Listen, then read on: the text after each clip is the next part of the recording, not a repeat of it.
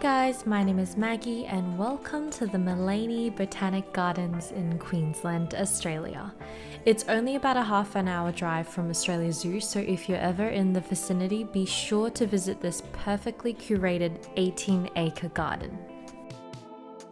There's so much to see that I'd recommend you hire their golf buggies to get around. Maleny is actually famous for its views of the Glasshouse Mountains, and the Maleny Botanic Gardens overlook these towering mountains which jut out in defiance across the horizon. It's considered a spiritually significant site where many First Nations people have historically gathered and still continue to do so today. The Dreamtime story of these mountains are fascinating. Tibrogargan was the father of all the tribes and Biawa was his wife. They had many children, but their eldest son was Cunaran.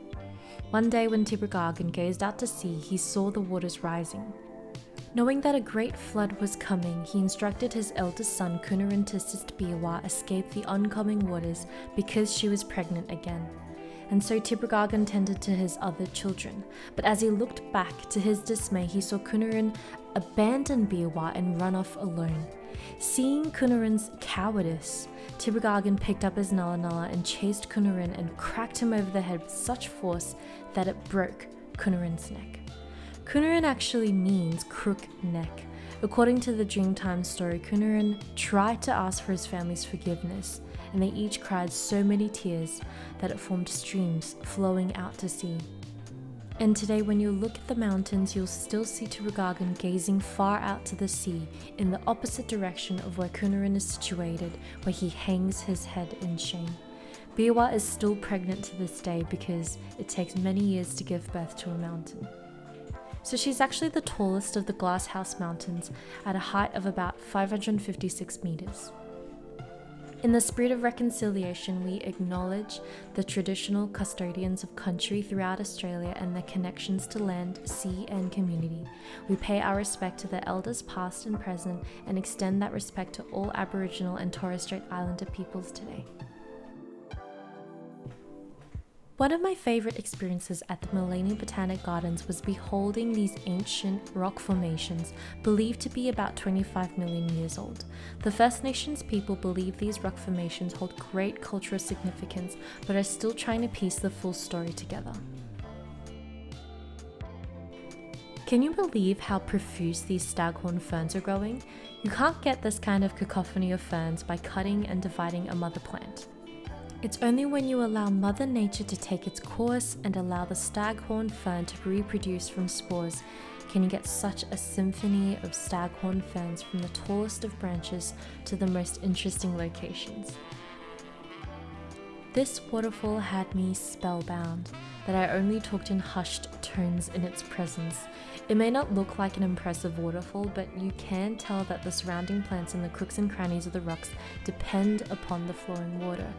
It never ceases to amaze me how resilient plants are. Just look at the roots enveloping itself around this rock like an anchor in that waterfall grotto.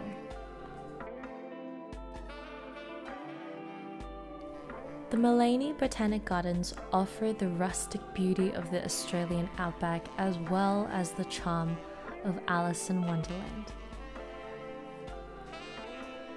I cannot tell you how good the smell of hundreds of blooming roses is. Now I get pretty bad hay fever, but ain't nothing stopping me from smelling these. Apparently the traditional message of a bouquet of long-stemmed roses means I will remember you always.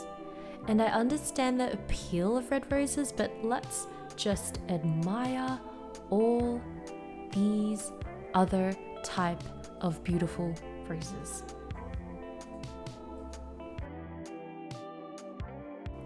When my cousin's air plants were dying, he actually chucked them onto a tree in his backyard and surprisingly they started to thrive. So this is clearly a testament to that, nature. Just let nature run its course. Also, strapping some orchids onto trees is a brilliant idea. I mean, orchids are epiphytic in nature, so it totally makes sense.